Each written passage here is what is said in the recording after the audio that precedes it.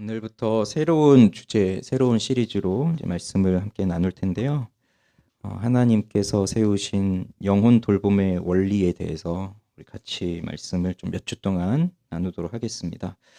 요한복음 10장 1절 2절인데 오늘 첫 시간이라 18절까지 읽고 싶지만 또 그럼 시간이 길어지니까 6절까지만 제가 우선 읽어드리도록 하겠습니다. 요한복음 10장 1절부터 6절까지 제가 읽어드릴게요. 내가 진실로 진실로 너희에게 이르노니 문을 통하여 양의 우리에 들어가지 아니하고 다른 데로 넘어가는 자는 절도며 강도요 문으로 들어가는 이는 양의 목자라. 문지기는 그를 위하여 문을 열고 양은 그의 음성을 듣나니 그가 자기 양의 이름을 각각 불러 인도하여 내느니라. 자기 양을 다 내놓은 후에 앞서가면 양들이 그의 음성을 아는 고로 따라오되 타인의 음성은 알지 못하는 고로 타인을 따르지 아니하고 도리어 도망하느니라. 예수께서 이 비유로 그들에게 말씀하셨으나 그들은 그가 하신 말씀이 무엇인지 알지 못하니라. 아멘. 성경을 보면 하나님과 우리의 관계를 또 예수님과 나의 관계를 목자와 양의 관계로 설명할 때가 많습니다. 대표적인 곳이 시편 23편이죠. 저희가 봄에 시편 23편 말씀을 나누었었어요. 그 위에 오신 분들은 못 들으셨을 테니 꼭 찾아서 들으시기 바랍니다. 여호와는 나의 목자시니 내게 부족함이 없으리로다. 이 고백 속에는 기본적으로 깔려 있는 게 여호와가 목자입니다. 그럼 나는 양입니다. 그 고백이에요. 에스겔 34장에도 하나님께서는 이런 말씀을 하세요. 내가 친히 양의 목자가 되어. 그러니 하나님께서 이스라엘 백성들에게 친히 목자가 되시겠다라고 하는 말씀을 하시니 하나님이 목자, 이스라엘이 양, 이런 관계가 성립이 되는 거죠. 예수님도 이 땅에 오셔서 고생하며 사는 사람들을 볼 때에 불쌍히 여기셨는데 그 이유가 그들이 목자 없는 양과 같이 고생하며 기진하였기 때문이라고 하고 있어요. 그리고 대표적인 곳이 있다면 오늘 읽은 이 요한복음 10장입니다. 선한 목자의 비유, 또 양의 우리의 비유, 이렇게 우리에게 알려져 있는 이 말씀인데 이 요한복음 10장에 중요한 구절이 하나 나와요. 예수님께서 이렇게 말씀하십니다. 나는 선한 목자라. 요한복음에는 7개의 예수님께서 나는 나이다, 에고 에이미, 그게 7개가 나오는데 그 중에 하나가 바로 이겁니다. 나는 선한 목자다. 이제 12월이 되면 우리 빗소망 교회가 모여서 예배를 드린 지 3년째 들어가는 날입니다. 그 사이 우리 공동체에 많은 은혜를 주셨어요. 그래서 많은 은혜들이 있었고 또 많은 분들이 함께 모이게 됐습니다. 그런데 개척교회 목사들에게 이런 말이 있어요. 10명 모으는 건 너무 힘들고 10명에서 20명이 되는 건 말할 수 없이 힘들고 20명에서 50명이 될 때에는 기적이고 50명에서 100명이 넘을 때는 죽도록 힘들다. 이런 말에 우리 교회를 비추어 보면 10명이 모아졌고 그리고 20명이 모아졌고 말할 수 없는 힘든 시간을 지나서 이제 20명이 넘고 그러면서 50명이 넘는 기적이 일어난 거거든요. 그럼 이제 우리 앞에 놓인 시간은 죽도록 힘든 시간이 우리 앞에 놓인 겁니다. 오늘부터 우리는 죽도록, 내년 한 해는 죽도록 힘든 시간들을 우리가 이 교회 안에서 보낼 겁니다. 여기 모여서 우리가 신앙생활을 하는데 뭐 어떤 분은 내가 본격적으로 신앙생활 한 게 1, 2년, 뭐 3, 4년 이렇게 짧은 분들도 있고 어떤 분들은 수십 년, 내가 태어나서 지금까지 평생을 신앙생활하면서 살아오신 분들도 계세요. 다 다릅니다. 그런데 어떤 부분에 있어서는 내가 신앙생활을 해왔지만 어떤 부분에서는 잘못된 방식의 신앙생활을 해온 것들이 우리에게는 여전히 남아있어요. 잘못된 방식. 그러다 보니까 내가 살아가는 삶의 목적도 그렇게 성경적이지가 않아요. 그러니까 몸은 교회에 들어와 있는데 내가 생각하는 가치관, 뭐 추구하는 것, 사상, 세계관 이런 것들이 성경적이지 않은 것들이 많이 남아있어요, 우리한테. 그렇기 때문에 이제 우리는 생각을 해봐야 됩니다. 그동안 내가 기독교를 믿으면서 여기 왔고 교회를 다니고 있었는데 내가 해왔던 신앙생활이 무엇이었나, 내가 해왔던 교회 생활이 무엇이었나, 이런 것들을 돌아보아야 할 필요가 있어요. 우리는 이 교회 안에서 만났습니다. 함께 하고 있습니다. 그리고 저는 이 교회를 통해서 저와 여러분이 다 하나님을 더 많이 사랑하는 사람으로 변화되면 좋겠어요. 이게 유일한 목표라고 하면 목표이죠. 그래서 여러분이 언제 또 이 교회를 떠나게 될지는 모르겠지만 이 교회를 생각하면 항상 빗소만 교회에서 복음의 의미를 다시 한번 깨닫게 되었다 하는 것을 기억하고 헤어지더라도 그렇게 되면 좋겠어요. 그래서 오늘부터 몇 주간 이 문제를 살펴보려고 합니다. 하나님께서는 우리를 버리지 않으시고 우리를 돌보십니다. 믿으시죠? 근데 그럼 하나님이 우리를 어떻게 돌보시느냐? 무슨 방법으로 우리를 돌보시느냐? 그걸 살펴보려고 하는 거예요. 하나님께서 우리 영혼들을 돌보시는 하나님의 방법, 하나님의 원리, 그게 뭐냐? 그 방법이 앞에서 말씀드렸던 목자와 양의 관계입니다. 목자와 양의 관계. 그러니까 하나님은 나의 목자가 되시고 나는 그분의 양이 되어 사는 겁니다. 예수님이 나의 선한 목자이시고 나는 그를 따르는 양이에요. 그래서 이것이 하나님이 우리를 돌보시는 하나님의 방법입니다. 그리고 이걸 우리는 목양이라고 불러요. 목양. 그런데 이 목양이 어떻게 보면 가장 기본적인 것인데 이 목양에 대한 생각, 개념 다 틀려요. 그러다 보니까 이 부분에서 우리는 많은 문제를 겪으면서 살아왔습니다. 교회 다니면서. 그렇기 때문에 이제 몇 주 동안 나눌 이 말씀을 여러분은 잘 들으시고 은혜를 받으시고 여러분 뒤에 오시는 분들에게도 잘 가르쳐 줄 수 있으셔야 돼요. 오늘은 첫 시간이라 두 가지를 말씀드릴 건데 첫째는 양인 우리들에게 목자가 필요한 이유와 그리고 그 목자는 어떤 방법으로 우리를 이끄시느냐 이거하고 두 번째는 그럼 도대체 목자는 누구냐 이거예요. 자, 우선 목자가 필요한 이유는 우리는 혼자서 살 수가 없기 때문입니다. 구원받은 신자의 삶은 혼자서 이루어 갈 수가 없어요. 내가 좋든 싫든 나에게 하나님의 말씀을 전해주는 사람이 있습니다. 사람.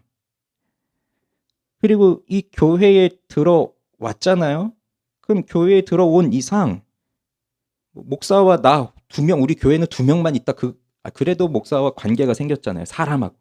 그러니 내가 교회 개척하고 나 혼자 있다. 그것이 아닌 이상은 교회에서는 다 사람들과 함께 신앙생활을 하게 되어 있어요.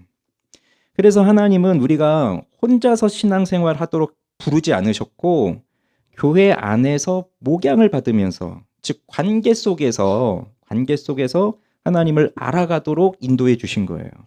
그렇기 때문에 이 목양의 관계는 하나님이 우리에게 주신 의무이지 선택 사항이 아닌 겁니다. 나는 필요 없어요. 나는 그냥 혼자 믿을래요. 이렇게 선택할 수 있는 사항이 아니고 이 관계는 우리에게 주신 의무이며 동시에 특권이에요. 특권. 그래서 이런 진리가 성립이 되는데 그 어떠한 사람이 정말 그가 아무리 훌륭한 신자라 할지라도 신령한 목회자의 목양을 받지 않으면 신실한 성도가 될 수 없다. 이런 진리가 성립이 되는 겁니다. 아무리 훌륭한 신자라고 해도 목회자의 목양 없이는 신자의 삶을 살아갈 수 없다는 얘기예요. 그런데 이런 이야기를 하면 반감을 갖는 사람들이 생겨요. 그러다 보니까 이 목양이라고 하는 것에서 좀 잘못된 형태로 가는 경우들이 생기는데 그게 두 가지가 있습니다. 우선 첫째는 관계를 너무 부담스러워 한다는 겁니다. 특히 우리 현대인들, 탈권위적인 시대에 들어가 있는 우리 현대인들은 관계를 갖는 게 너무 부담스러워요. 때로는 이런 문제를 제기합니다. 우리 한국교회의 문제가 너무 목회자 중심으로 교회가 운영되어 왔다. 그래서 성도들이 좀 목회자로부터 독립해서 스스로 하나님을 만나고 스스로 하나님을 찾고 이렇게 해야 되는데 너무 목회자 중심으로 이렇게 모여 있다 보니까 그러니까 한국교회에 문제가 생겼다. 이런 문제 제기를 합니다. 어느 부분에서는 맞기도 합니다. 그렇지만 만약에 그런 것이 문제라고 한다면 우리 한 사람 한 사람들은 더 어떻게 해야 되냐면 우리 신앙이 성숙하면 성숙할수록 그 사람은 목회자와 상관없이 그냥 혼자 독립적으로 신앙생활을 하면 되는 거예요. 그렇지만 하나님께서는 특정한 사람을 세우시고 그 사람을 통해서 신앙의 감화를 받고 하나님이 누구이며 하나님이 어떠한 일을 하셨는지를 알게 하시는 이 하나님이 세우신 돌봄의 원리인 이 목양을 떠나서는 될 수 없다는 거. 그걸 잊어서는 안 된다는 겁니다. 그런데 이렇게 말해도 자꾸 반감이 드는 이유는 사실 이런 설교를 목사가 하는 건 굉장히 부담스러워요. 왜냐하면 또 목사가 목사 편 들라고 지금 얘기하는구나 이런 생각을 할 수 있으니까. 그래서 자꾸 반감이 드는데 이제 반감이 드는 이유 그리고 목회자의 입장에서도 이게 또 이런 말을 하는 게 부담이 되는 이유는 여러분 많이 보셨어요. 이 목회자 중심으로 신앙생활을 했더니 결과가 별로 좋지 않았다는 걸. 그걸 너무 많이 봤어요. 그러니까 뭐 이 세상에서 목사님들이 커다란 죄도 범하고 또 교인들 실망시키고 그럴 줄 몰랐는데 이러셨네 뭐 이런 것도 있고 하니까 목사들이 그런 형식으로 또 우리를 실망시키는 일들이 너무 많이 있다 보니까 그 목회자 중심으로 내 생활을 맡겨서 사는 것이 이게 과연 맞을까 하는 불안함이 생긴 거죠. 그래서 이 시대 속에선 우리는 분명히 그런 생각할 수 있습니다.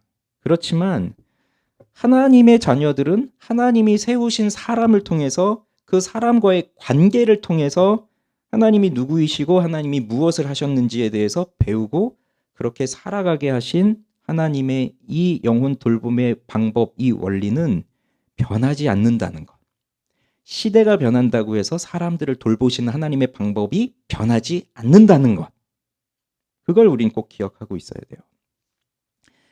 제가 예전에 사역했던 교회는 새 가족이 정말 많았습니다. 한 해에도 뭐 수백 명씩 교회에 등록하던 교회니까 우리 교구 사역을 해도 뭐 많은 사람들이 1년에 등록을 해요. 그러면 등록 신방을 합니다. 집에 찾아가서 만나요. 그럼 등록 신방에서 묻는 말이 이 교회에 어떻게 오게 되셨습니까?잖아요. 그럼 뭐 새신자들이야 뭐 누가 전도했으니까 왔습니다. 없습니다 이러지만 교회를 다니다가 옮겨 오신 분들이 또 많았거든요. 왜 이 교회를 왔습니까? 물어보면 생각보다 정말 많은 사람들이 이전 교회에서 겪었던 문제 때문에 그걸 해결하지 못하고 여기로 오신 거예요.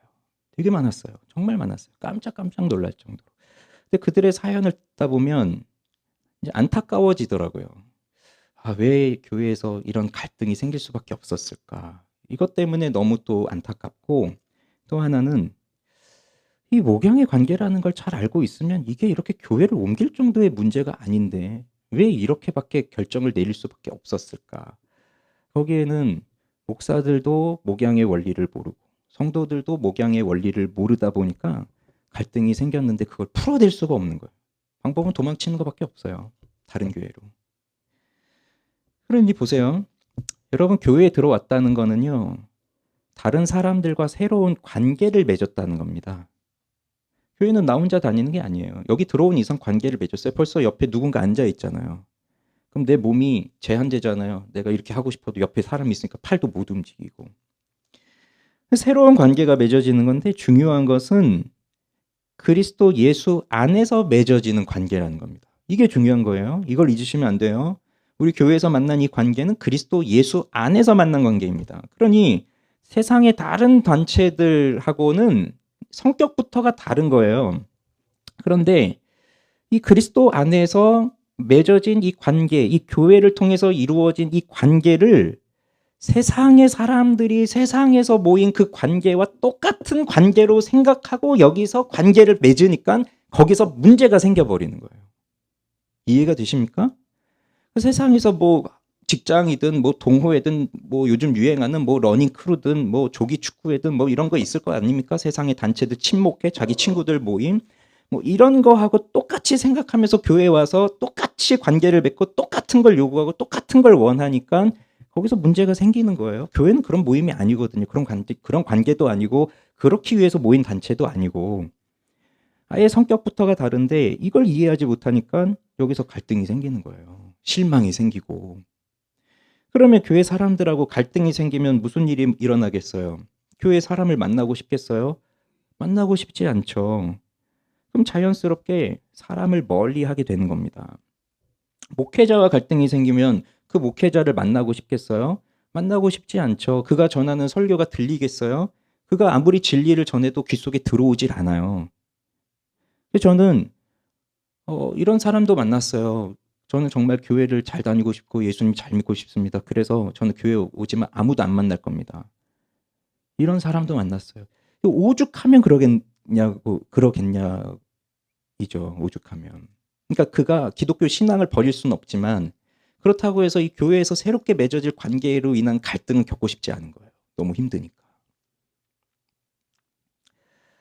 코로나 팬데믹 이후에 우리 사회는 많이 바뀌었는데 교회도 정말 많이 변했습니다. 과거에는 한 교회에 내가 뼈를 묻겠다 이런 것이 미덕이었어요. 그래서 태어나서 죽을 때까지 교회를 옮기지 않고 한 교회에서 신앙생활하는 것이 그게 마치 미덕인 것처럼 여겨지던 시대도 있었지만 오늘날 누가 그런 생각합니까? 그죠? 그러니까 필요에 의하면 얼마든지 교회를 옮길 수 있는 시대이고요. 저는 뭐 교회를 옮기는 것에 대해서 정죄할 마음도 없고요. 그리고 뭐 여러분도 교회를 옮겼으니까 지금 여기 와 계신 거잖아요. 물론 개척교회 함께 하겠다고 오신 거지만.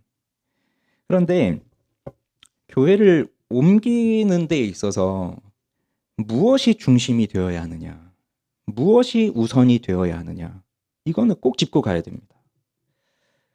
옛날 얘기긴 하지만 제가 청소년 시절에 다녔던 교회, 제가 중고등학교 시절에 그 교회는 교회 건물도 있는 교회였지만 예배실 본당은 에어컨이 있었는데 교육관 예배실에는 에어컨이 없었어요. 벽에 선풍기가 달려 있었어요. 옛날에 벽에 선풍기 기억나시죠? 주일 예배만 본당에서 드리고 나머지 평일 예배는 다 그 교육관에서 드렸어요. 사람이 얼마 안 오니까. 어느 분이 수요 예배로 오셨는데 여름이었어요.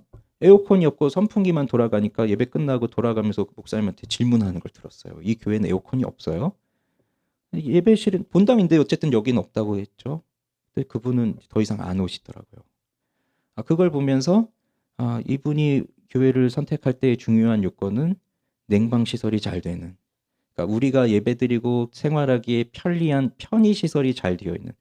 요즘이야 뭐 냉난방 시설이 안 돼 있는 곳은 거의 없지만 지금으로 치면 우리한테 제일 불편한 건 주차 문제잖아요. 어느 교회나 지금 다 주차 문제 때문에 너무 힘들어요.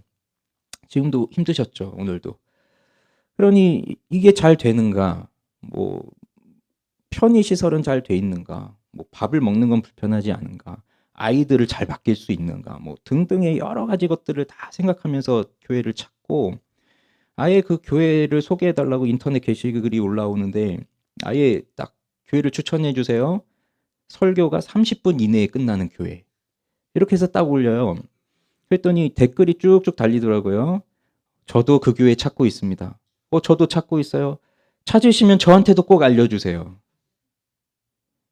우리 교회는 아무도 추천 안 하더라고요.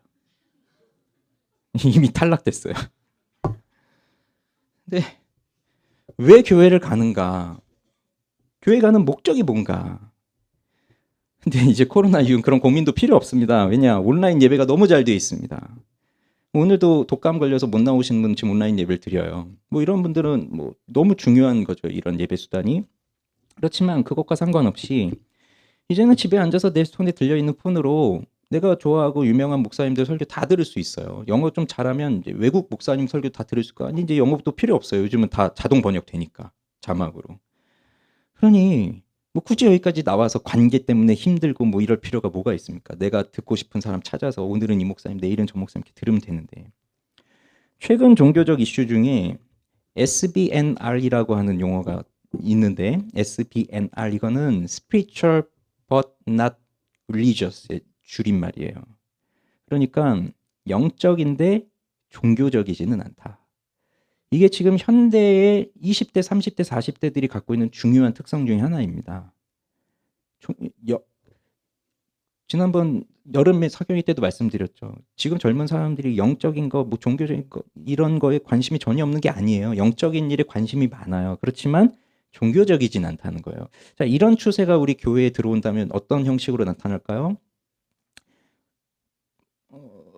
기독교에 대해서 믿기는 하겠지만 소속은 하고 싶지 않다. 소속은 되고 싶지 않다. 그러니까 교회는 다니고 싶지 않다. 이런 형식으로 이제 나타나는 겁니다. 기독교 신앙이 좀 매력적이고 내가 좀 받아들일 것 만한 것 같은데, 근데 교회를 다니면서 거기서 교회에서 요구하는 이런 것들은 하고 싶지 않다. 이런 추세가 돼요. 그러면 이렇게 되니까 코로나 이후에 많이 늘어난 게 OTT 성도들, OTT 크리스찬, 핸드폰으로 다 보는. 그다음에 가나안 성도들이 증가했습니다. 가나안 성도가 뭔지 아세요? 가나안 성도? 이 가나안 성도가 뭐냐면 기독교 신앙은 가지고 있어요. 버릴 수가 없어요. 그렇지만 기독교인으로서의 정체성은 가지고 있지만 현재적으로는 교회를 다니지 않으면서 이스라엘 백성들이 광야에서 가나안을 찾아갔듯이 새로운 교회를 찾아다니고 있는 사람. 이게 가나안 교인이고, 또 이런 뜻도 있습니다. 가나안을 거꾸로 하면 안 나가가 되니까 교회를 안 나가면서 기존 교회에 대해서 비판을 하는 사람들. 근데 기독교 신앙은 버리지 않는 이런 사람들이에요. 가나안 성도. 이런 사람들이 늘어났다는 거예요. 그럼 보고 싶은 드라마를 언제든지 골라서 볼 수 있듯이 내가 참여하고 싶은 예배를 내가 얼마든지 뭐 시간도 필요 없습니다. 내가 하고 싶을 때 내가 정한 시간에 하면 돼요. 나 혼자서. 그것이 간섭받고 싶지 않은 현대인들의 특성과 너무 잘 맞아떨어진 거죠. 그렇게 하면 물어봅시다. 그렇게 하면 정말 신앙이 성장할 수 있을까요? 내가 그렇게 좋은 설교 많이 찾아 듣고 또 뭐 좋은 책도 읽고 하면 과연 내 신앙이 성장할 수 있느냐, 이걸 묻는 거예요. 저는 단언컨대 아니라 생각합니다. 정보는 얻을 수 있습니다. 지식은 쌓을 수 있습니다. 저 같은 사람 설교 듣는 것보다 그런 훌륭한 분의 설교를 들으면 더 많은 걸 배우고 지식을 쌓을 수는 있습니다. 그렇지만 그의 영혼은 성장하지 않아요. 왜? 하나님은 영혼의 성장, 영혼의 돌봄을 우리가 함께 함으로써 하도록 그렇게 만드셨기 때문이에요. 그러니 하나님이 세우신 방법과 원리를 떠나서는 아무리 방법이 좋다 해도 될 수가 없는 거죠. 그래서 이렇게 간섭을 싫어하는 사람들이 목양을 좀 이런 관계를 힘들어하고, 근데 반대의 경우도 있어요. 반대의 경우. 이게 오늘날 참 희한한 것 중에 하나가 굉장히 개인적이고 간섭받고 싶지 않은데, 근데 또 나하고 딱 들어맞는 게 있으면 완전히 거기에 빠져버려요. 모든 걸 거기에 다 걸어요. 요즘 사람들을 보면.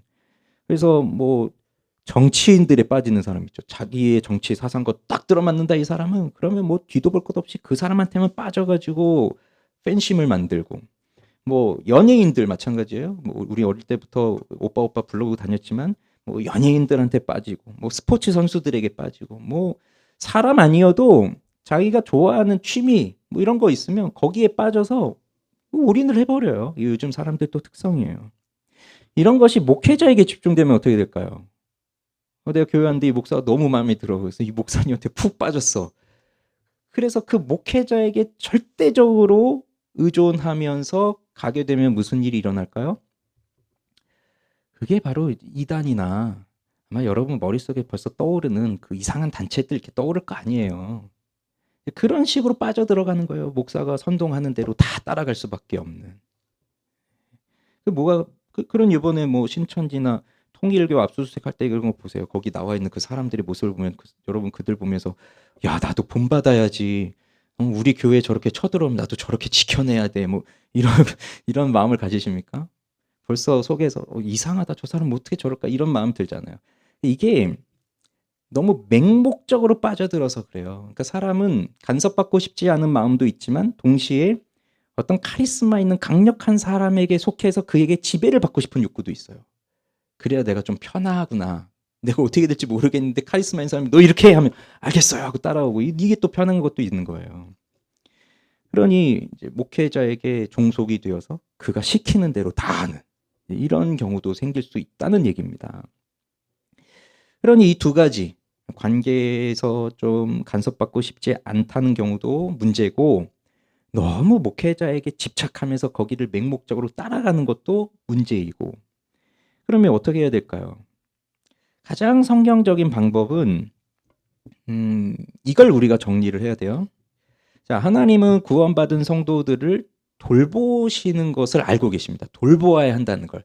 그래서 중생 거듭나고 회심한 사람들은 이제 막 태어난 아기와도 같아요. 아기가 태어나면 그냥 내버려 두지 않고 정말 성심껏 돌보잖아요, 엄마가. 그것처럼 우리 한 영혼 한 영혼들을 하나님이 돌보시는데 그걸 어떤 방법으로 하시느냐? 목양의 방법. 그런데 그 목양의 방법으로 영혼을 돌보시는 것이 실제적으로 우리에게 나타나는 방법은 뭐냐? 사람을 세우셔서 사람을 통해서 하신다는 얘기입니다. 요한복음 21장에 예수님이 베드로를 만나시면서 물어보세요. 네가 나를 정말 사랑하느냐? 베드로가 주님만이 아십니다. 대답하고 그 베드로에게 예수님이 뭘 말씀하십니까? 네가 내 어린 양을 먹이라. 내 양을 치라. 내 어린 양을 먹이라. 자신의 양떼를 베드로에게 맡기십니다. 근데 중요한 건 그때의 베드로의 상태예요. 그 요한복음 21장의 베드로의 상태는 어떠하였습니까? 예수님이 잡히실 때 도망갔던 사람이에요. 누구보다도 전 예수님 죽을 때까지 예수님 버리지 않겠습니다. 장담했던 그 베드로였지만 칼 한 번 휘두르고 나서는 그냥 도망쳐버렸던 사람이 베드로입니다. 도망간 것도 모자라서 또 예수님 어떻게 됐을까 쫓아가가지고 거기서 3번을 부인했던 사람이 베드로예요. 이것에 대해서 심각하게 나와서 회개하고 뭐 이런 것도 없이 예수님 만났는데 예수님이 그 베드로에게 내 양을 먹여라. 내 양을 쳐라. 내 양 먹여라 하고 자신의 양떼를 베드로에게 맡기셨는데 이걸 보면서 중요한 원리. 하나님은 사람을 부르셔서 자신의 양떼를 맡기시는데 어떤 사람에게 맡기시는 거예요? 문제 있는 사람에게 맡기신 거예요. 허물 있는 사람, 연약한 사람, 완벽한 사람이 아니에요. 베드로가 그때 완벽한 사람이었습니까? 차라리 요즘 새벽에 보고 있는 느헤미야 같은 사람이었으면 그럴만 하겠다 이럴 수 있을 것 같은데 베드로는 지금 예수님 버리고 도망갔다 온 사람인데 그거에 대해서 너 회개했어? 너 이제 정확히 알았어? 너 어떻게 다시는 안 떠날 거야? 뭐 이런 걸 확인한 것도 아니고 그냥 네가 나 사랑하니? 네, 내 양을 막더라. 그러니 완벽한 사람이 아니라 허물 많고 죄 많은 사람에게 자신의 양떼를 맡기시는 거예요. 칼빈은 기독교 강요 4권 1장 5절에서 이런 얘기를 합니다. 하나님은 옛날에 자기 백성을 천사들에게 맡기지 아니하시고 땅에서부터 교사들을 양성하셔서 천사의 직무를 실제로 수행하도록 하신 것과 같이 오늘날도 사람에게 맡기셔서 우리를 가르치시는데 자기의 뜻을 두고 계신다. 천사들을 보내서 하지 않으셨어요. 사람들을 돌보시는 걸. 그리고 예수님 자신이 직접 하신 것도 아니었습니다. 예수님이 죽으셨어요. 부활하셨어요. 그래서 남으셔서 우리 한 사람 한 사람들을 만나면서 전 세계를 순회하면서 그렇게 한 사람 한 사람들을 만나면서 돌보시고 하시면 좋았겠지만 예수님 그렇게 하지 않으셨어요. 예수님은 바로 하늘로 올라가시죠. 그리고 여기는 연약한 사람들, 허물 있는 사람들, 죄인들, 그 사람들을 부르셔서 그 사람들에게 그 일을 하게 하신 거예요. 그러면 우리는 그 연약한 사람들이 전해주는 하나님의 말씀을 듣고 그들이 전해주는 말씀으로 하나님이 이런 분이구나라는 걸 깨닫고 그렇게 연약한 자들을 하나님이 사랑하신 것을 그들 통해서 보면서 나와 같이 연약한 사람도 하나님이 변화시켜 주시겠구나라는 소망을 갖고 우리 하나님 앞에 나아가는 겁니다. 이것이 하나님이 정하신 돌봄의 원리, 방법이에요.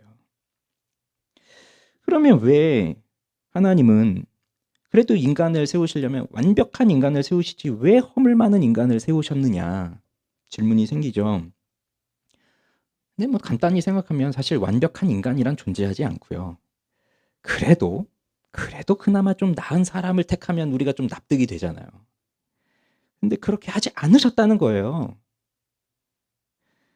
그럼 여기에 중요한 이유가 있는데 만약에 완벽한 사람, 정말 뛰어난 사람, 모든 걸 다 갖추고 있는 사람 한번 저를 상상해 보세요. 여러분 제가 얼굴도 차은우 같이 생겼고 이따가 축구할 때 전 이제 못해요. 무릎이 아파서. 그럼 전 축구를 할 땐 또 손흥민이 되고 노래할 때는 요즘 누가 노래 제일 잘합니까? 찬송 부를 땐 또 그렇게 되고 신방 갈 때는 또 늘 이렇게 여러분 고민을 다 들어주고 바로바로 다 해결해주고 기도할 땐 바로바로 응답되고 뭐 이런 목사라고 생각해 보세요. 행복하세요? 그래도 이나마 생긴 거 감사하고 그래도 이나마 이렇게 있는 거 감사하고 한데 완벽하지가 않잖아요. 근데 만약에 제가 정말 완벽하다면 여러분도 모르게 저를 의지할 겁니다. 모든 문제가 생기면 쪼르륵 저한테 찾아와 가지고 기도해 주세요. 응답 받아 주세요. 기적을 일으켜 주세요. 뭐 이럴 거예요. 그럼 뭡니까? 사람을 의지하게 되는 거예요. 사람을. 그래서 하나님이 연약한 자를 세우신 건 뭐 이도 더도 아니고 그 연약한 사람을 보고 사람을 의지하지 말아라. 여러분 솔직히 지금까지 신앙생활하면서 여러분 목회자를 통해서 받았던 상처나 아픔들이 다 있으실 거예요. 정말 완벽한 목회자를 만났으면 내가 이렇게 고생하며 살지 않았을 텐데, 이렇게 시간 낭비하면서 살지 않았을 텐데, 내가 그동안 신앙생활했던 거 이렇게 헛것으로 보내지 않았을 텐데, 이런 생각들을 다 하실 거예요. 그러면 완벽한 사람을 목회자로 만나면 여러분 행복하셨겠어요? 아니라고요. 그 사람 때문에 그 사람을 의지하면서 예수님을 떠난다고요. 그럼 하나님은 그걸 모르시고 그 사람을 거기에 세우셨겠어요? 여러분도 아는 그 연약함을 하나님이 모르시고 하셨겠어요? 세워봤더니 나도 그럴 줄 몰랐다. 걔가 내 등에 칼을 꽂았구나. 믿는 도끼에 발등 지킨다더니 하나님이 그러시겠냐고요. 다 아시면서 그렇게 하신 거예요. 이유는 정확해요. 우리로 하여금 그 목양의 관계 속에서 그 사람 또 그 사람과의 관계를 의지하지 말고 그를 세우신 하나님 한 분만을 의지해라. 하나님만 바라보아라. 목회자는 연약합니다. 연약합니다. 가장 연약합니다. 가장. 그래서 목회자예요.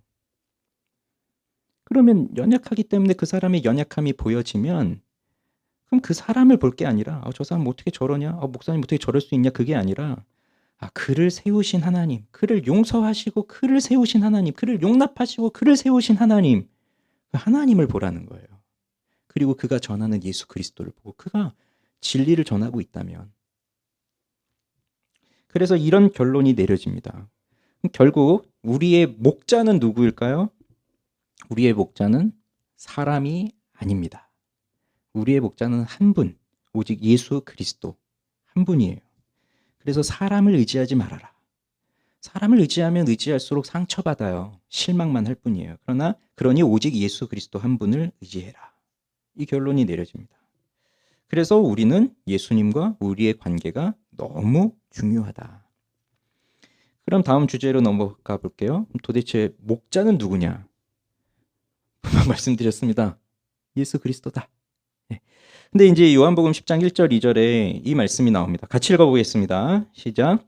내가 진실로 진실로 너희에게 이르노니 문을 통하여 양의 우리에 들어가지 아니하고 다른 데로 넘어가는 자는 절도며 강도요. 문으로 들어가는 이는 양의 목자라. 예수님이 나는 선한 목자다라고 하는 말씀을 11절에서 하시는데 그 앞서서 이 비유에서는 선한 목자다 이런 말씀을 하시기 전에 어떤 대상부터 등장을 시키냐면 절도, 강도를 먼저 등장시키십니다. 그래서 선한 목자를 말하기 전에 강도를 먼저 등장시키심으로써 우리가 살아가는 영적인 생활에는 반드시 강도가 뒤따라 붙는다. 이걸 가르쳐 주는 거고요. 그래서 지난 기독교 역사 속에서 교회 역사 속에서 끊임없이 이 일은 사실로 이루어졌습니다. 선한 목자가 있으면 동시에 그 옆에는 강도도 있어요. 즉 가짜 목자도 있어요. 그러면 중요한 것이 우리 입장에서는 선한 목자와 가짜 목자를 구별해낼 수 있어야 되잖아요. 분별력. 근데 한편으로 감사한 건 다행인 건 하나님께서 우리 신자들에게 선한 목자와 가짜 목자를 분별할 수 있는 능력을 주셨다는 겁니다. 그래서 정상적인 신자라면 가짜 목자가 와서 가르치는 얘기를 들으면 딱 알아요. 딱 들어보면 알아요. 이거 좀 이상한데? 저 사람이 얘기하는 성경 해석이 우리가 그동안 배운 거하고는 완전 다른데? 벌써 느낌이 온다고요. 달라요. 그렇다고 해서 우리가 안심에 빠질 건 아니고 정확히 구분해야 될 필요가 있죠. 그래서 1절 말씀이 중요한데 이걸 이해하려면 당시 팔레스타인 사람들이 양을 어떻게 쳤는지 유대인들 그 당시 사람들한테는 이걸 설명할 필요가 없습니다. 그들의 실생활이니까. 자, 양을 치는데 양은 한 곳에 모아놓고 거기다 사료 주면서 키우는 동물이 아니에요. 돼지를 키우듯이 닭을 키우듯이 닭장 안에 넣어놓고 키우는 게 아니라 양들을 데리고 다닙니다. 그래서 풀을 찾으러 다니면서 양들이 그 풀에 가서 풀을 뜯고 그렇게 키우죠. 그래서 목자가 있는 거죠. 그러면 밤이 되잖아요. 그럼 집으로 못 따라오니까 우리에다가 키우는데, 그래서 팔레스타인은 여기저기 임시 막사가 있는 거예요. 임시 우리. 그러니 그거는 뭐 정식으로 지어놓은 건물이 아니니까 돌 같은 거를 쌓아가지고, 그것도 높이도 아니에요. 나지막히 쌓아가지고 그냥 양들을 이렇게 그 우리 안에, 돌 우리 안에 가두어 두는 거고, 그다음에 이제 문을 만들어야 되니까 문은 이제 트어놓는 거죠. 공간을 오고 나가고 들어오고 갈 수 있게. 그럼 문을 닫을 때는 어떻게 할까요? 문을 닫을 땐 목자가 앉거나 누우면 문이 닫히는 거예요. 그리고 목자가 일어나서 비켜주면 공간이 생기니까 문이 열리는 거예요. 이게 이제 팔레스타인 당시에 이렇게 양을 치는 풍습이었는데, 그럼 1절에서 문을 통하여 들어가지 않고 다른 데로 넘어가는 자는 절도며 강도요라고 했습니다. 목자는 다른 데로 넘어갈 필요가 없잖아요. 목자는 여기 있는 양들의 주인이고, 그리고 자기가 문인데 뭘 그렇게 또 힘들게 그걸 넘어가요? 그런데 강도는 뭐라고요? 문으로 들어오지 않고 저 담 넘어서 들어오는 거예요. 문을 들어올 수 없으니까. 그럼 이게 뭘 가르쳐 주는 걸까요? 7절에 보면 내가 진실로 진실로 너희에게 말하노니 나는 양의 문이라 라고 예수님 말씀하십니다. 나는 양의 문이다. 그래서 교회 이름 중에 양의 문 교회 많아요. 양의 문 교회. 전 그게 뭔 뜻인지 몰랐어요. 사실 양의 문이 뭘까. 여기 나온 거예요. 양의 문. 그럼 아까 문, 목자가 문이 된다고 했거든요. 그래서 비켜주면 열리는 거고, 내가 거기 앉아 있거나 누우면 문이 닫히는 거고. 그게 문이에요. 그래서 예수님이 내가 문이다. 내가 그 양의 문이다. 그러면 문은 목자가 되고 목자는 문이 되는 거예요. 그럼 예수님은 선한 목자죠. 선한 목자. 선한 목자이신 예수님이 곧 문이에요. 그러면 문을 통해서 들어온 양들이 담 넘어서 들어온 게 아니잖아요. 문을 통해서 들어왔잖아요. 그러면 이 문을 통해서 들어온 이 양들은 누구를 통해서 들어오게 된 겁니까? 예수님을 통해서. 예수님이 열어줬으니까. 그럼 그것이 무엇을 뜻하겠어요? 예수님을 만났다는 걸 뜻하는 거예요. 예수님을 만난 사람이에요. 그래서 예수를 깊이 만나고 예수를 깊이 인격적으로 경험한 사람, 그 사람이 문을 통해서 들어온 겁니다. 그런데 담을 넘어온다는 건 문이신 선한 목자 예수 그리스도를 만난 적이 없는 사람이에요. 만나지를 못했으니까, 문을 안 열어주셨으니까 넘어 들어가는 겁니다. 이유는 몇 주 후에 볼게요. 그러니 이 양의 우리 안에 들어간 양은 누구예요? 양? 목자이신 예수 그리스도를 만난 사람들. 그들이 양이에요. 그래서 예수를 깊이 만나고 예수를, 그 십자가의 사랑을 경험한 사람이, 그 사랑으로 인해서 예수를 사랑하는 사람들이 바로 그 우리 안에 들어와 있는 양들이고, 그 목자가 치는 양떼들이고, 그 양들 중에서 특별하게 어느 한 사람을 세우셔서 그들을 돌보게 하셨는데, 그가 바로 목회자라고 하는 거예요. 목사. 이해가 되시죠? 그러니 하나님이 그 예수를 만난 사람들 중에서 어느 한 사람을 세우시는데, 그 사람을 목회자로 부르실 때 그 사람 학위를 보십니까? 그 사람 성격을 보십니까? 그 사람 가문을 보십니까? 그 사람 외모를 보십니까? 그 사람이 가르치는 능력, 그 사람의 무슨 탁월한 무슨 능력, 이런 걸 보시면서 다 면접해서 너는 상위다 하고 이렇게 합격했다 이러면서 보십니까? 그런 걸 물으시지 않으시고 아까 베드로에게 하셨던 것처럼 하나 물으십니다. 네가 나를 사랑하느냐? 그러니 베드로도 뭐 조건 같은 거 다 벌써 테스트에 떨어졌지만, 네가 나를 사랑하느냐? 주님만이 아십니다. 내 양을 쳐라. 그러니 주님은 누구를 부르시냐면 예수를 만나고 예수를 사랑하는 사람을 부르시는 거예요. 그래서 예수를 만나고 예수를 사랑하는 사람, 그 특별한 부름을 받은 사람의 마음속에는 하나님을 만난 감격이 있습니다.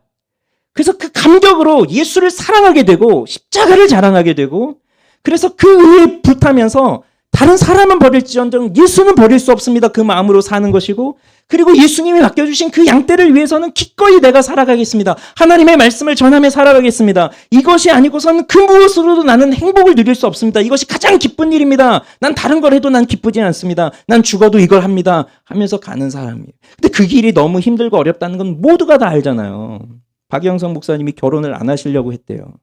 결혼하면 자기 아내를 굶겨야 되니까. 라면만 먹을 수밖에 없으니까. 그 목회자의 길이 그렇게 힘들고 어렵기 때문에 결혼조차 안 하시려고 했대요. 그럼에도 그 길을 간다고요. 억지로가 아니라 기쁨으로. 왜? 생각해 보니까 그 길은 아무나 갈 수 있는 길이 아니에요. 누가 가셨느냐? 예수 그리스도가 가셨어요.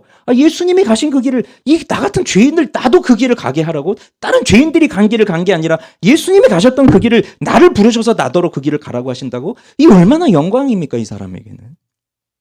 이게 소명이에요. 이 소명이 있어요. 목회자들에게. 그래서 우리의 선한 목자는 예수님 한 분입니다. 그리고 예수님은 우리를 양으로 부르셨어요. 그리고 생명을 풍성하게 주시기 위해서 기꺼이 자신의 목숨을 버리셨어요. 우리를 위해서.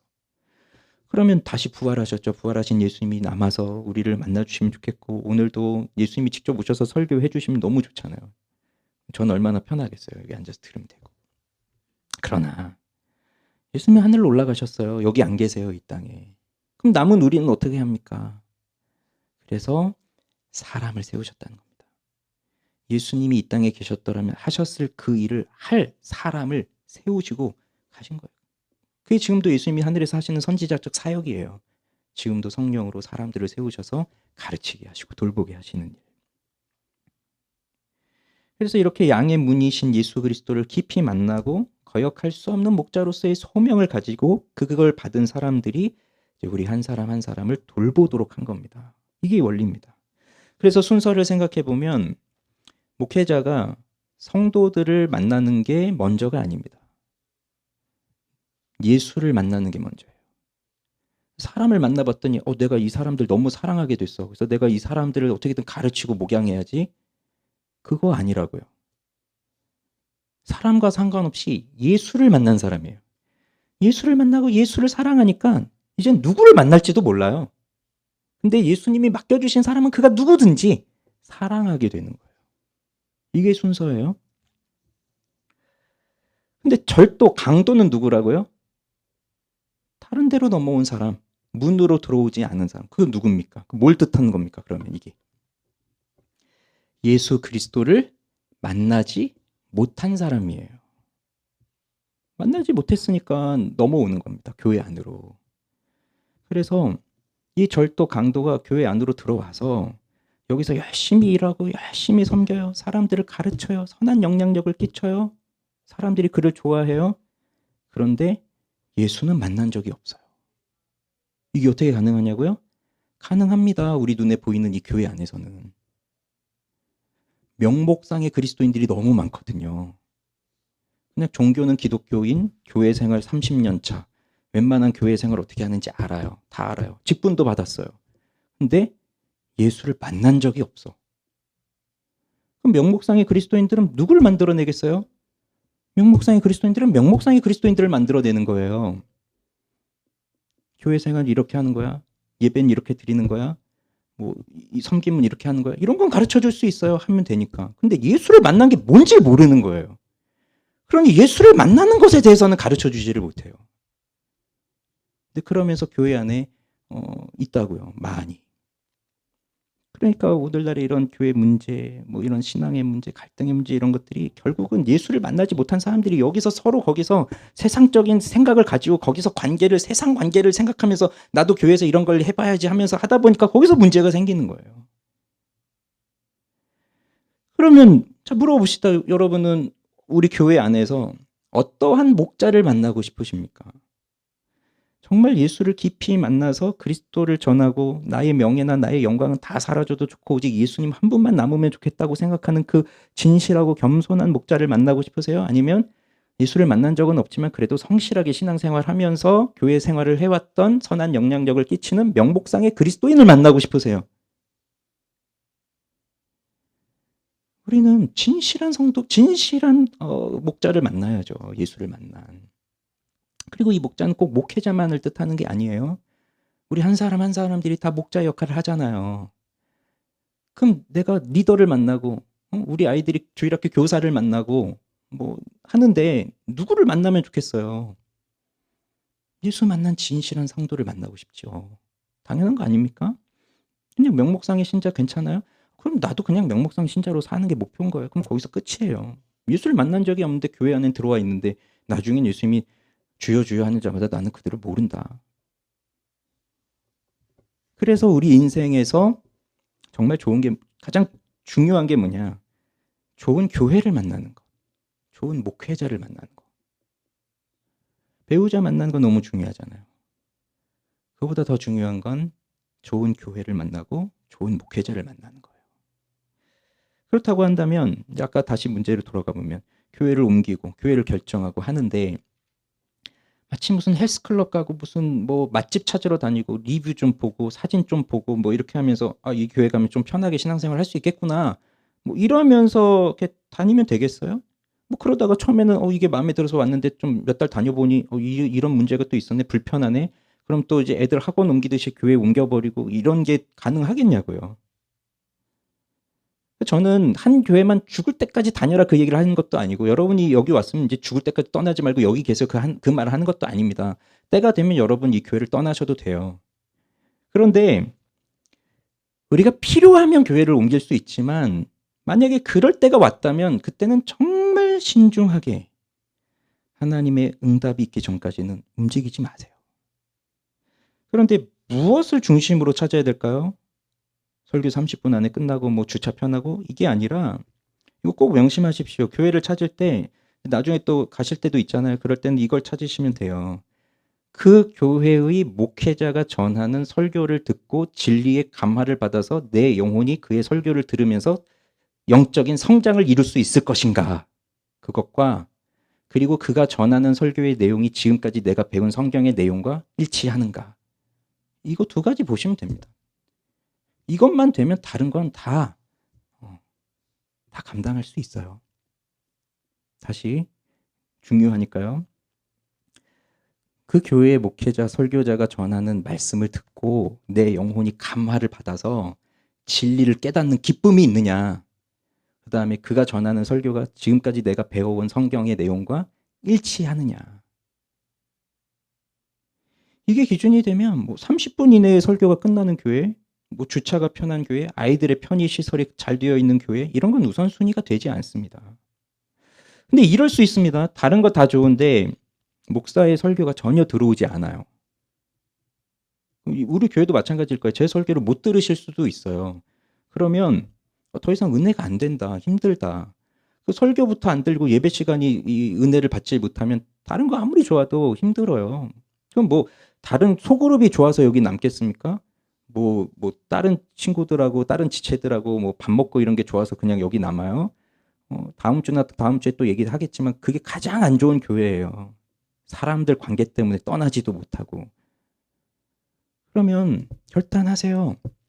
이 목사님 설교 듣고는 내가 더 이상 신앙생활 할 수 없겠구나. 그럼 찾으세요. 누구의 설교를 들으면 내가 진짜 은혜를 받을 수 있을까? 진리를 알고.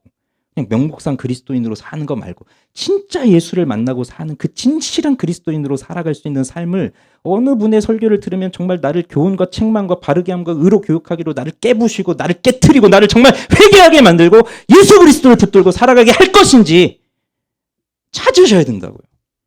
기도하세요. 하나님 응답을 주세요. 그럼 가는 거예요.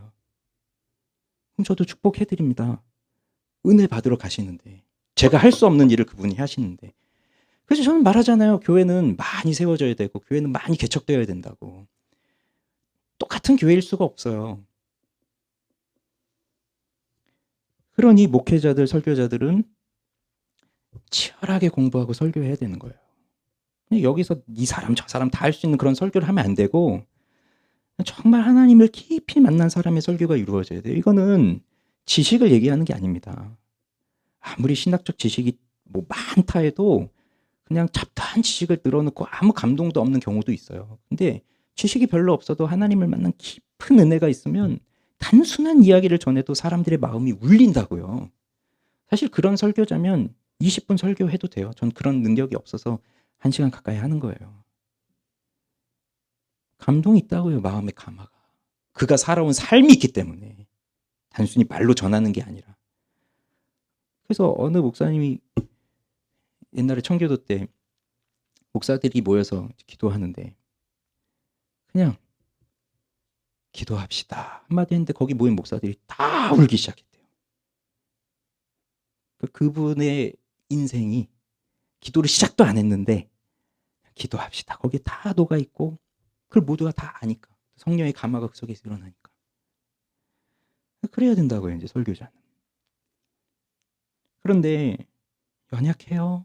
허물이 많아요. 제가 느끼는 바는 그래요. 저도 목회자로 부름을 받았지만 왜 부름을 받았느냐? 나는 약하니까. 전 목사가 안 됐으면 아마 교회 제대로 안 다녔을 거예요. 새벽 기도 나올 리가 없죠. 이런 사람이에요. 그러니 하나님이 세워주셨어요. 너 연약하다. 그러니 너 나와서 기도해라. 그럼 너 나와서 하나님 말씀을 읽어라. 저 목사 안 됐으면 제가 성경을 읽겠습니까? 뭘 하겠습니까? 저는 리더 하라 그러면 안 할 거예요. 교사 하라면 안 할 거예요. 저 같으면 안 할 것 같아요. 그러라고 여러분도 하지 말란 얘기가 아니라 그래서 여러분은 저보다 더 뛰어나시다는 거예요. 이렇게 섬기고 싶은 분들은. 그런데 그게 변명이 될 수는 없어요. 뭔가 문제를 일으켜놓고 목회자가 문제를 일으켜놓고 그때 제가 말씀드렸잖아요. 연약하다고 허물 많다고. 하나님이 이런 허물 많은 사람 세우고 하셨으니까 그냥 다 이해하시고 그냥 저 보지 마시고 하나님 믿고 오세요. 이러고 넘길 문제가 아니라고요. 이거는 목회자들은. 죽도록 몸부림치면서 하나님 앞에 살아가도 사실 완벽할 수 없고 모든 성도들을 만족시킬 수 없어요. 그렇지만 그게 핑계가 돼서는 안 되죠. 어쨌든 하나님 앞에서 치열하게 살아야죠. 그래서 여러분은 목회자를 위해서, 설교자를 위해서 기도해 주셔야 돼요. 기도해 주셔야 돼요. 기도해 주셔야 돼요. 제가 의도적으로 3번을 말합니다. 저를 위해서 기도해 주세요. 이 질문을 던지면서 오늘 말씀을 마치겠습니다. 나에게 목자가 있었는가 생각해 보세요. 내가 예수를 만난 사람이라면 그때 내 옆엔 항상 목자가 있습니다. 있었어요. 목사만을 얘기하는 게 아닙니다. 여기 목자는 내 옆에 항상 누군가가 있었어요.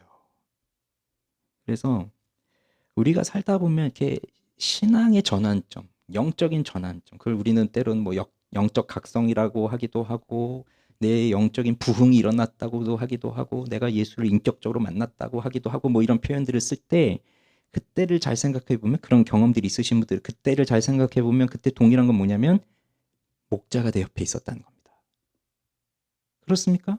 그런 목자가 떠오르십니까? 그 목자는 부모일 수도 있고요. 주일학교 선생님일 수도 있고요. 내가 중고등부 다닐 때 전도사님일 수도 있고요. 내 학교 친구였을 수도 있고요. 내 동생일 수도 있고요. 뭐 직장 동료일 수도 있고요. 그럼 다양해요. 있었다고요. 하나님 말씀 전해주고 내 영혼을 위해서 간절히 기도해주고 난 잘 몰랐지만 정말 기도해주고 애써주고 했던 사람이 있었어요. 있었어요. 잘 생각해보세요. 있다고요. 근데 아무리 생각해봐도 없는데요 하는 분들은 그 어쩌가 있습니까? 없는데. 그럼 지금 찾아야죠. 목자를 찾아야죠. 기도하세요. 여러분 배우자를 만나기 위해서 결혼하기 위해서 그 배우자를 찾는 것보다 더하게 찾으셔야 돼요. 자녀들 배우자를 만나게 해달라고 뭐 벌써 애기 낳기 전부터 기도하시는 분들도 있던데 이건 더 찾으셔야 된다고요. 나를 정말 영적으로 인도해 줄 목자를 만나는 거. 목사가 되었든 아니면 우리 소그룹 리더가 됐든 주일학교 뭐 선생님 됐든 학교 동료가 됐든 이제 새로 학교에 가서 신입생들 같은 경우 뭐 새로 가서 만나는 새로운 관계가 됐든 누군가를 어쨌든 만나게 해주셔야 된다 얘기입니다. 하나님이. 그런데 만나게 하셔도 내가 아무것도 안 하면 소용이 없어요.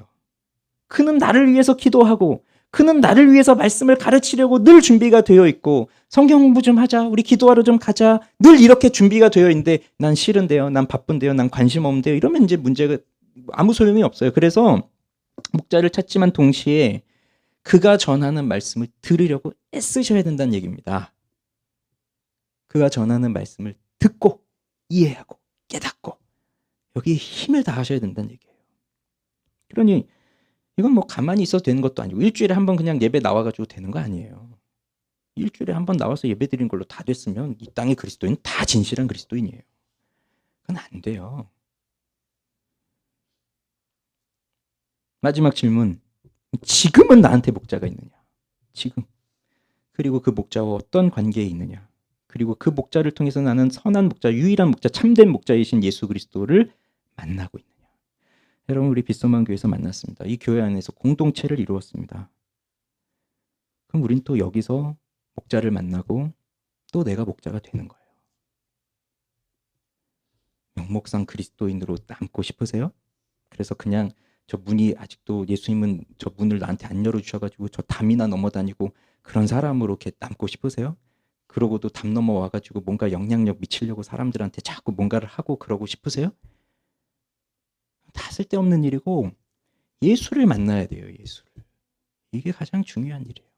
그러려면 여러분 이 교회에서 간절히 기도하십시오. 목자를 주십시오. 만나게 해주십시오. 저 세워주신 설교자, 그리고 나한테 만나게 하신 우리 소그룹 리더, 우리 아이들이 만난 교사, 수일학교 선생님, 이들을 통해서 내가 예수를 만날 수 있도록, 그리고 또 내가 목자가 되게 해달라고, 내가 이 문을 통과한 예수 그리스도를 만난, 그래서 이 감격을 전하는 목자가 되게 해주십시오. 우리 같이 기도합시다.